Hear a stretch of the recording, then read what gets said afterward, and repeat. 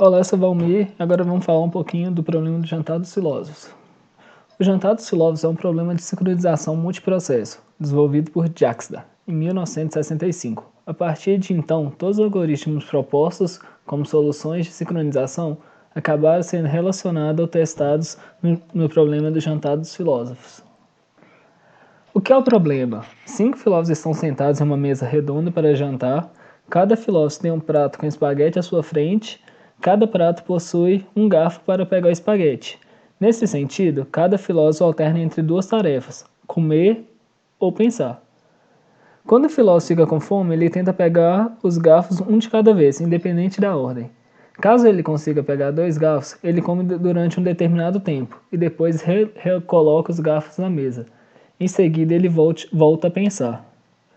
A pergunta desse problema, que o problema nos remete, é: você é capaz de propor um algoritmo que implemente que cada filósofo de modo que ele execute as tarefas de comer e pensar sem nunca ficar travado? Aí para isso nós pensamos em nós pegamos 3 soluções propostas. A primeira solução que a gente acaba encontrando uma mais fácil é uma solução fácil, que ele só vai comer e pensar por um tempo determinado, mas essa solução pode acabar ocasionando deadlock. O algoritmo é mais ou menos isso, que ele vai ficar pensando por um tempo determinado, depois ele vai pegar um garfo, e depois pegar outro garfo, depois vai comer. Depois ele vai soltar um garfo e o outro, diferente ao garfo esquerdo ou da direita. Aqui é o código dele do while para sempre, e aqui é o código de ele pegar o garfo e depois o outro garfo. O deadlock ele é ocasionado quando tudo está travado. Para acontecer alguma coisa, algo tem que ser liberado, como mostra esse GIF aqui, que é o melhor exemplo de deadlock no trânsito. Que nenhum carro pode se locomover até que alguém faça algo. E no jantar dos filósofos, esse é o exemplo de deadlock, onde cada filósofo está com a mão em um garfo. Aí para resolver isso, vem o segundo problema, mas ele ocasiona outro problema, que é um starvation. Starvation é o quê? Quando nenhum filósofo ele vai ficar travado e vai acabar nunca comendo e vai morrer de fome. Esse aqui é o código do starvation. O que acontece? Eu não coloquei o erro. No starvation, ele pega um garfo e depois retorna e depois, dependendo disso, para pegar o outro garfo, se ele já tiver com um garfo, ele vai esperar um pouco até que o outro garfo seja devolvido. Se ele já tiver com um garfo.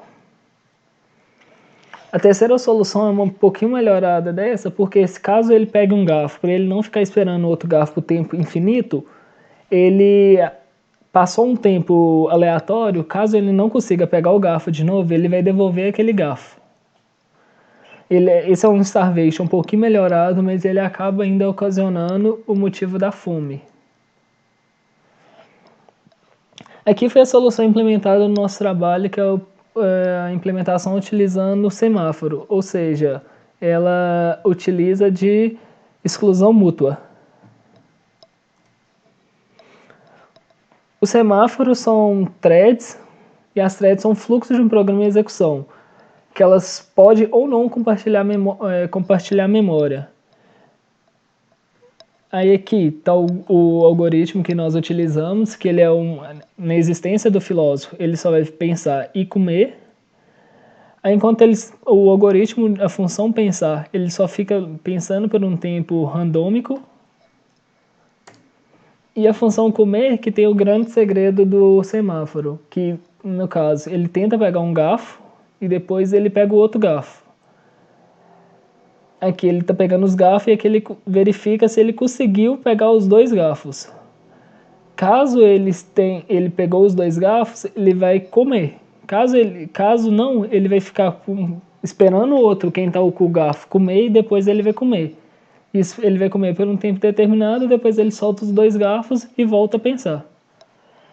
Aí aqui, executando o nosso problema, nós vamos saindo daqui, vamos lá para o DigitalOcean, que aqui nós usamos 3 máquinas virtuais para fazer nossos testes, para tentar colocar em tempo mais rápido, para você ter melhor aproveitamento. Ela aqui, eu vou ligar ela aqui.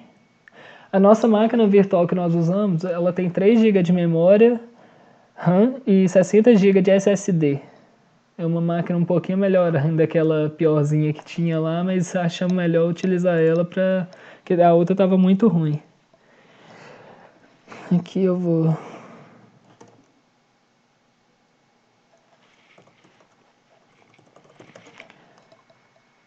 Para executar nossa máquina, nós fizemos a utilização do programa VNC Viewer, que ele, através do IP dela, ele consegue gerar uma interface gráfica para ela, utilizando o VNC Server.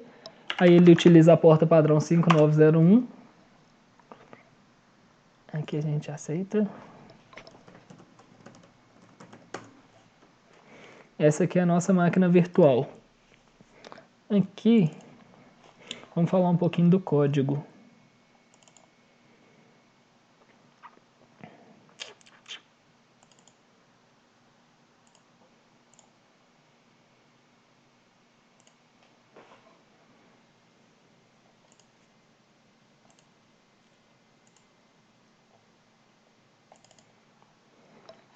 Aqui está o algoritmo que nós utilizamos. Nós utilizamos o algoritmo do Gustavo Pantusa, que é aquele mesmo que nós falamos atrás. Aqui estão os créditos a ele. Aqui são todas as bibliotecas que nós incluímos. Essas bibliotecas aqui são do sistema, para pegar informações do sistema para fazer nossos testes. Aqui, esse define n, aqui n é a quantidade de filósofos. Esse aqui são vetores de comparações que utilizamos para fazer os testes. Aqui está variáveis que nós usamos para tempo, porque nosso programa ele executa determinado tempo que o usuário definir no começo da execução. Essa struct, RUSE e esses vetores aqui são valores que nós utilizamos para verificação da memória durante a execução do programa. Esse CPU não deu muito certo, mas para frente eu vou explicar um pouquinho. E aqui o nome do arquivo que a cada momento que a gente estava sempre testando a memória no momento final. E sempre no momento final ela estava limpa. Então acabou ocasionando que a gente não podia ter um teste excelente. Aí com isso aqui eu ativei que durante a execução, durante aquele I/O que tecnicamente é infinito, de vez em quando ela tem uma probabilidade de gerar uma saída de memória. Que aí ele vai colocar no arquivo a memória daquele momento no programa. E nós utilizamos sim que ele fica sobrescrevendo, mas ele mostra qual foi o último arquivo que ele escreveu. Essa função aqui, momento CPU, ela faz a linkagem, ela deveria mostrar quanto CPU ela está usando naquele momento. Aí que podemos dizer até... Só que ela não funciona direitinho, ela sempre está mostrando 10. Eu pesquisei até um pouco sobre esse código, mas nós não conseguimos resolver isso. Aqui é a função que faz aquele papel da memória, que ela mostra a utilização do CPU que não está dando certo, o tamanho máximo de conjunto residente, tamanho da memória compartilhada, tamanho da memória não compartilhada e opções de troca de contexto voluntária e involuntária. Essa parte aqui funcionou certinho. E aqui ele mostra o último arquivo que ele escreveu para a gente no final não ficar olhando arquivos que já está lá há muito tempo. Aqui é o algoritmo do Gustavo mesmo, que ele começa com ele cria N mesas para N filósofos, uma mesa com N filósofos, e aqui é a classe do filósofo, que cada filósofo tem um ID e tem uma mesa. Aqui é a liberação de cada thread, sempre quando ele vai ter um filósofo, ele vai ter sua condição de existência. E aqui é a sua função que ele existe. A gente aqui faz o tempo. No começo do programa a gente pede a duração, e aqui ele é sempre calculado para ver se aconteceu isso, e aqui é a condição que eu falei de aleatoriedade para executar o programa. Ele verifica se deu um valor aleatório aqui, porque eu coloquei 7, porque 7 é primo, é legal, e aqui ele escreve na memória. Aqui é a função pensar, que ela está aleatória em milissegundos com quantidade de filósofos, ou seja, se tiver 5 filósofos, vai ser 5 segundos. E a comer que é da mesma forma. Aí que ela também tem o seu tempo em aleatório que ele fica comendo. E que é só uma função para imprimir os resultados.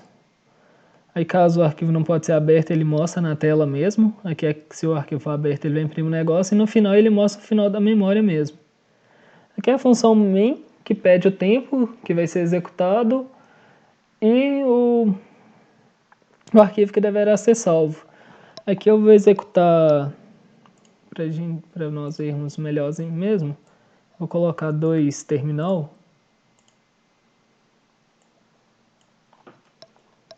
Outro sumiu. Isso. Em um terminal aqui eu vou colocar a execução top pra gente aí vemos os negócios, daqui a pouco eu aumento ele. Aqui 2, 4, TP1, acho que é esse, isso, ls.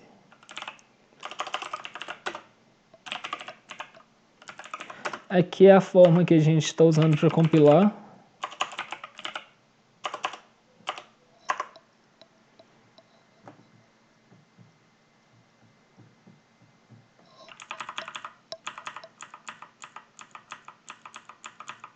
Aqui mais fácil, tá aqui.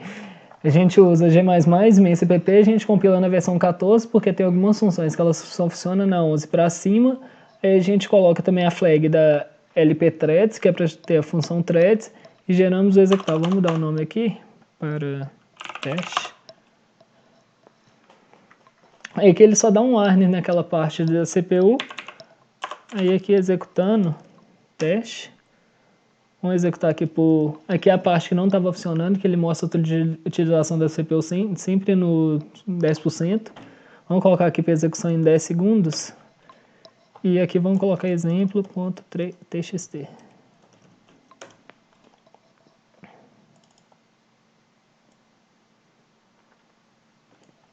Aí aqui tá rodando lá e aqui podemos conferir no top a utilização da CPU e da memória no teste.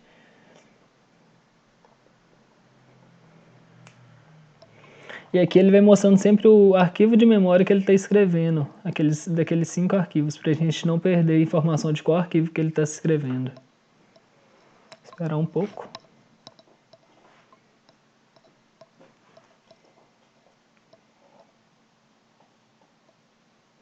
O bacana de observar também é que como tem exclusão mútua, a memória sempre fica oscilando do total para algum valor menor. Ele nunca fica sempre com 100% do uso da CPU.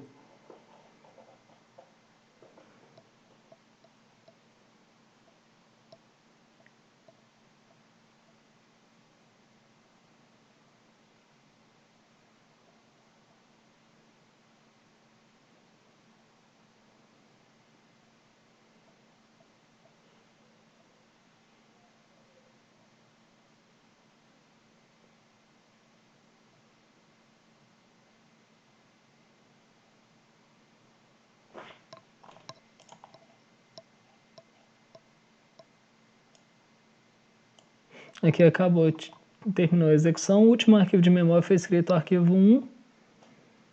Então vamos lá de novo.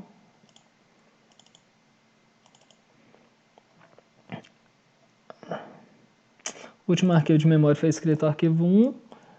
Nele já tinha passado 1 minuto, então vamos aqui. Aí nele nós podemos observar que o tamanho máximo do conjunto foi 1800. Nós tínhamos uma memória de 3 KB, de 3 MB, quer dizer.